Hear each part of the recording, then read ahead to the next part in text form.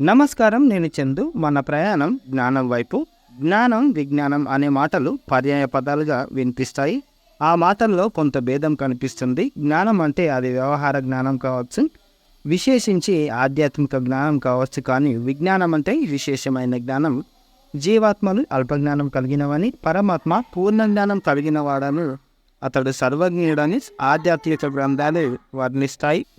లోకంలో మానవులను చూస్తే వారిలో ఒక్కొక్కరికి ఒక్కో విధంగా తెలివితేటలు ఉన్నట్లు గమనిస్తాం. కాళిదాసు లాగా అందరూ కవులు కాకపోవచ్చు, జగదీష్ చంద్రబోస్ లాగా అందరూ శాస్త్రవేత్తలు కాకపోవచ్చు, అరవిందుడి లాగా, రామకృష్ణ పరమహంసలాగా అందరూ యోగులు కాకపోవచ్చు. కానీ ఎవరి జ్ఞానం వారిదే.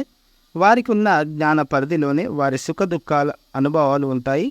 జ్ఞానానికి వ్యవహారానికి సంబంధం ఉంది. అంతేకాదు, జ్ఞానానికి మోక్షానికి కూడా సంబంధం ఉంది. కానీ వ్యవహార జ్ఞానం మోక్షాన్ని ఇవ్వదు. దేనికి సంబంధించిన జ్ఞానం దానికి సంబంధించిన ఫలాలనే ఇస్తుంది. శ్రద్ధావాన్ లభతే జ్ఞానం అనే భగవద్గీత చెబుతుంది. దేని మీద శ్రద్ధ ఉంటుందో దానికి సంబంధించిన జ్ఞానమే దొరుకుతుంది. విద్యార్థుల శ్రద్ధను బట్టి వారికి ఆయా విద్యలను బోధించే విధానం అనాది కాలం నుంచి ఉంది.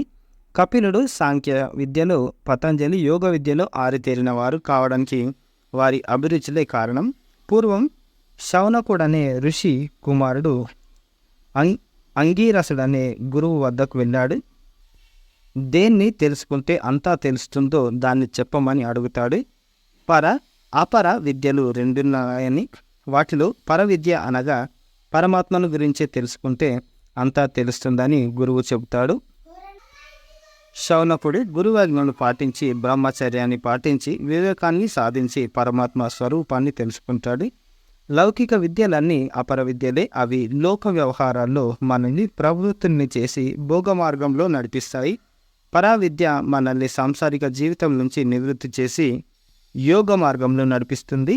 నేను శాస్త్రవిద్యలో కుశలుడిని చెప్పుకునే స్థాయికి ఒక శాస్త్రవేత్త ఎలా ఎదగగలుగుతాడో అట్లే నేను నన్ను తెలుసుకున్నాను, పరమాత్మ స్వరూపాన్ని తెలుసుకున్నాను, ఇంకా తెలుసుకోవాల్సినది ఏమీ లేదు అనే స్థాయికి యోగి అయిన వాడు ఎదుగుతాడు. ఎవరే స్థాయికి ఎదగాలన్నా జ్ఞానమే ముఖ్యమైంది.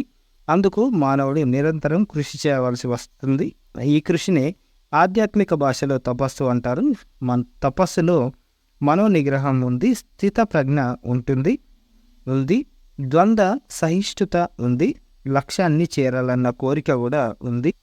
కొందరు కోరికల్ని తక్కువగా భావిస్తారు. కానీ సాధించవలసిన లక్ష్యం తనకు కానీ ఇతరులకు కానీ ఉపయోగకరమైంది అయితే తప్పక కోరిక ఆదరణీయమైందే. ఫలాపేక్ష లేకుండా ఒక పని చేయాలనుకోవడం ఉత్తమ ధర్మం అని ధర్మ గ్రంథాలు ప్రబోధిస్తాయి. ఇక్కడ సత్సంకల్పం లేకపోతే నిష్కామ కర్మ కూడా సాధ్యం కాదు కదా. మనిషి జ్ఞానం వైపు ప్రయాణించాలి. అప్పుడు అతడికి గమ్యం గోచరిస్తుంది. గమ్యం అనేది జ్ఞానాన్ని అనుసరించే ఉంటుంది. భౌతికవాదులకైనా యోగులకైనా అని ఆచార్య మసన చెన్నప్ప గారు రాసిన అంతర్యామి ఇది. మన ప్రయాణం ఎప్పుడైనా సరే జ్ఞానం వైపుకే ఉండాలి. ఏదో ఒకటి నేర్చుకునే విధంగానే ఉండాలి. ఇది ఈ రోజుకి సంబంధించిన ఆర్టికల్. లైక్ చేయండి, షేర్ చేయండి, సబ్స్క్రైబ్ చేయండి. థ్యాంక్ యూ, ధన్యవాదాలు.